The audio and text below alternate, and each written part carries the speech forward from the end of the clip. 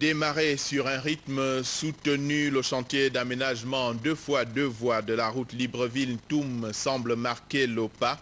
10 mois après le début du chantier, la phase de terrassement n'est toujours pas achevée.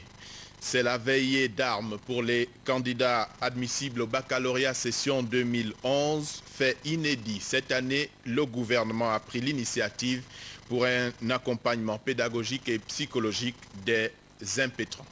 Madame, Messieurs, bonsoir. Bienvenue à cette principale édition d'information sur la première chaîne de télévision. En ouverture, ce message de l'empereur du Japon, Akihito, au président de la République, Ali Bongo Ondimba. Je cite: je souhaite, Monsieur le Président, vous exprimer ma profonde gratitude et reconnaissance pour votre message de sympathie et de condoléances relatif à la calamité qui a causé d'énormes dégâts à notre pays en mars dernier.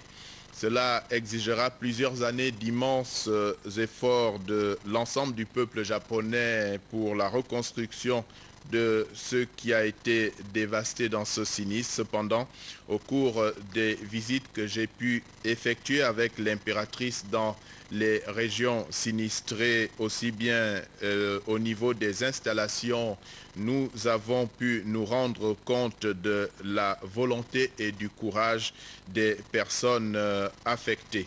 La précieuse assistance de solidarité de votre pays a été réellement encourageante et réconfortante pour ces personnes. Je vous réitère mes sincères remerciements pour votre sympathie et votre soutien. Signé Akihito, empereur du Japon.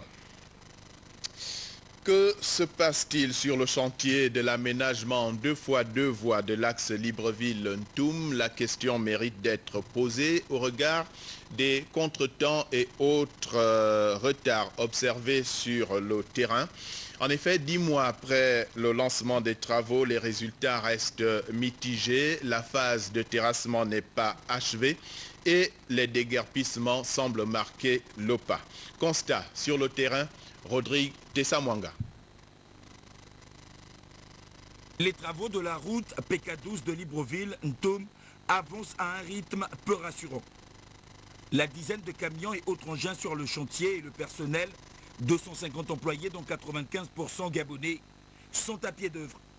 Mais les travaux n'avancent pas. Il y a une équipe de banque qui est là-dessus, on a les assainissements à faire, on a les problèmes de réseau électrique à déplacer, on a les problèmes d'eau à déplacer aussi, les canalisations d'eau. Donc tout ça, c'est un enchaînement de choses qui se fait, mais il faut le réfléchir, ça ne se fait pas comme ça. Parmi les embûches qui ont favorisé le retard observé, le conducteur des travaux estime qu'il y a la question des indemnisations. Quand on est sur le terrain, c'est toujours différent. On rencontre toujours des problèmes qu'on n'avait pas vus, ou qu'on n'a pas analysé, ou qu'ils n'ont pas tenu compte de certaines choses. Voilà. Du côté de la commission en charge du fonds spécial de la route nationale 1, ce retard n'est pas dû à l'indemnisation des populations. Pour ce qui est des expropriés, je suis formel. Entre le PK12 et Ntoum, on m'a demandé de payer jusqu'au numéro 642. Les fonds que j'ai reçus ont permis de payer à tout le monde jusqu'au numéro 642. Nous attendons la 4e tranche parce que malheureusement il y a quelques soucis au niveau de l'évaluation des biens. Quelques cas de litige, 10 au total, sont en cours de traitement. Moi je reçois des listings du ministère de l'équipement, listing établi par la commission interministérielle d'évaluation des biens afin de payer aux personnes reconnues comme étant les véritables bénéficiaires de ces règlements, de ces indemnisations. À côté de cela, l'incivisme des populations indemnisées. Comme beaucoup d'autres, ce compatriote par exemple qui vit derrière cette petite forêt aurait déjà reçu le financement nécessaire pour déménager. Apparemment, aucune volonté de déguerpir n'est affichée. Autre chantier, autre controverse, celui concernant le bitumage de l'axe Bangos-Beau Séjour. Là aussi, on observe retard et contretemps, principale entreprise mise en cause. celles engagées dans le chantier lié à l'exécution des travaux de renforcement du réseau d'alimentation et de distribution de l'eau au sud de Libreville, une situation qui suscite l'agacement des populations riveraines. Constat sur place, Edgar Djembi Doukaga. Des bruits assourdissants de moteurs, des maisons fermées de nuit comme de jour. La vie est infernale pour les populations vivant sur cet axe routier, en plein chantier, dans le cadre du vaste programme d'adduction d'eau dans la capitale gabonaise. Nous avons posé une conduite d'eau qui part du PK10. Je pense qu'il va finir jusqu'à pratiquement Camp de Gaulle. Et nous avons plusieurs étapes. Moi particulièrement, je m'occupe de l'étape nécessaire. Bon, il s'agit d'abord, nous posons la grosse conduite, la conduite initiale. Et la deuxième phase vient, on a d'abord la mise en pression pour voir si la conduite elle est fiable. Si on n'a pas de fuite au moment de la pause. Et c'est cette étape actuellement que je suis en train de faire. Bon, on est en plein chantier, hein. Beaucoup de gens ne comprennent pas le pourquoi. Bon, ça tombe bien comme vous êtes là. C'est en quelque sorte un renforcement d'eau dans la ville. Après plusieurs réunions autour des désagréments causés par ces travaux, les populations des quartiers Bangos, Plein-Ciel-Bisségué soutiennent que les responsables des sociétés mobilisées ici ne tiennent pas leurs paroles. Vivable, invivable. Il y a les enfants qui sont malades. Il y a tel que ma petite fille, là, elle a eu l'infection. On a dépensé l'argent. Mais nous ne voulons pas grand-chose. Mais nous voulons plus qu'ils ont des voitures citernes. Qu'ils viennent puisque nous toujours venir verser l'eau. Avant, je dis avant que nous fassions quelque chose, ou nous voulons barrer la route, que le gouvernement fasse quelque chose pour la population. Au regard des dégâts causés dans la population par cette poussière soulevée par le trafic routier ici, les risques de barricades sont plus que réels ici. On change de registre pour la suite de ce journal. C'est la veillée d'armes pour les candidats admissibles au baccalauréat session en 2011. Fait inédit cette année, le gouvernement a pris l'heureuse initiative pour un encadrement pédagogique et psychologique des impétrants. Yolande Ekwara, Arnaud Mengue. Cette période préparatoire permet aux admissibles d'évincer le stress et aborder les épreuves avec beaucoup de sérénité, mais est également un moyen pour renforcer leurs capacités dans les matières qu'ils ont choisies pour passer les oraux. Au centre d'examen du lycée Léomba, les admissibles étaient au rendez-vous, attentifs aux conseils et explications des enseignants. Même spectacle au centre d'examen du lycée Paul Ndjenjen Gonjou. C'est une première dans l'histoire du baccalauréat au Gabon. Et dès que nous avions pris la mesure, il a été demandé à chaque président de centre de faire en sorte que cette mesure-là soit effective dès le lendemain. C'est comme ça qu'immédiatement, nous avons pris contact avec les harmonisateurs pour qu'ils nous précisent quels étaient les enseignants disponibles pour pouvoir encadrer les enfants. C'est-à-dire, on fait une simulation, le prof montre comment on passe l'oral, il leur dit, ils font le choix d'un sujet, il leur donne les recommandations, les élèves prennent un temps pour préparer le sujet et immédiatement, on passe à la partie questions-réponses.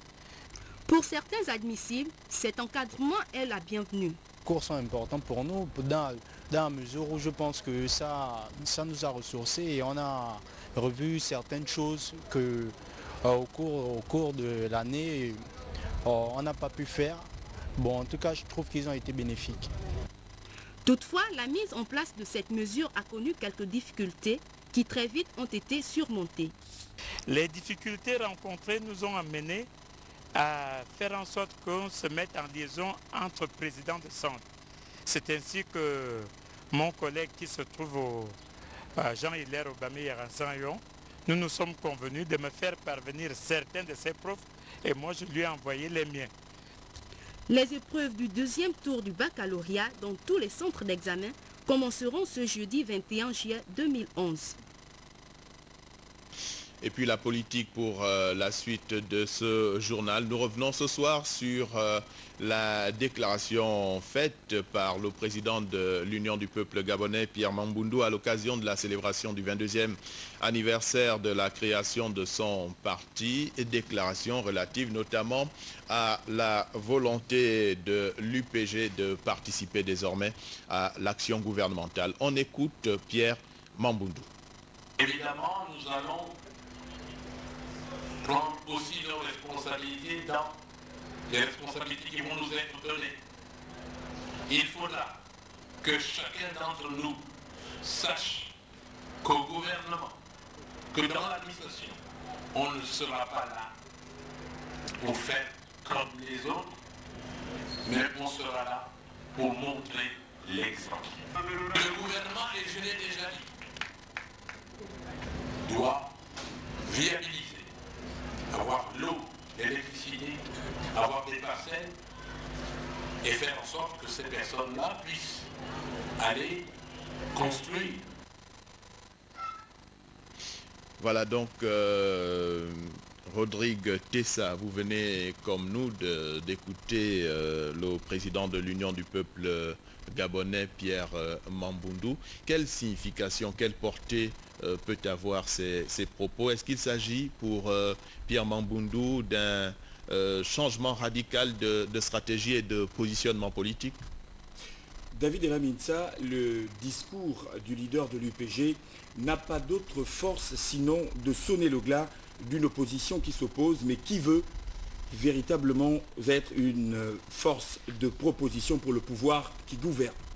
Le bras de fer engagé depuis le 30 août 2009 avec d'un côté un Ali et de l'autre un Jean, un Pierre, un André, un Zachary illustre un jeu politique de plus en plus affirmé.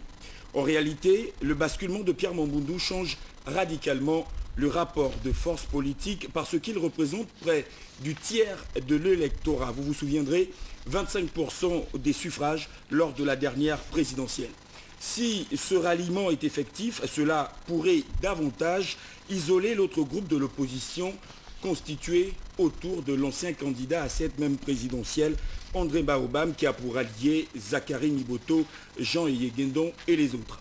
Et ce, d'autant plus qu'avec la dissolution de l'Union nationale, il ne dispose plus de la formidable machine de guerre imaginée. Question, David Elamintsa, Pierre Mamboundou et l'ACR au gouvernement. C'est désormais la question que se posent de nombreux Gabonais, surtout au regard de la succession des rencontres entre le président de l'Union du peuple gabonais et le président de la République Ali Bongo Ondimba. Des rencontres et des discours qui réveillent des questions volcaniques. Quelles sont les propositions? Qui va faire quoi? A-t-on dit oui? Autant de questions, David Elamintsa, auxquelles vous et moi nous ne saurions répondre, mais qui traduisent un suspense. En revanche, si hier les opposants poussaient des cris d'orfraie avant de se précipiter au bord de mer chez le patron généreux, aujourd'hui la méthode Ali présente une grille de lecture qui est tout autre. La vision du chef de l'État qui a dépassé le stade de simple slogan de campagne, l'émergence laisse transparaître une gestion participative et concertée de la chose publique. Un concept qui sied pour les prochaines législatives. Pierre Mamboundou n'a-t-il pas volontairement choisi le 22e anniversaire de son parti pour affirmer sa disponibilité face à l'ouverture décidée par le chef de la majorité républicaine? David Elamintsa, reste à savoir si cette offre de service, cet appel, aura toute sa valeur d'être et être mise en cadence avant ou après les législatives.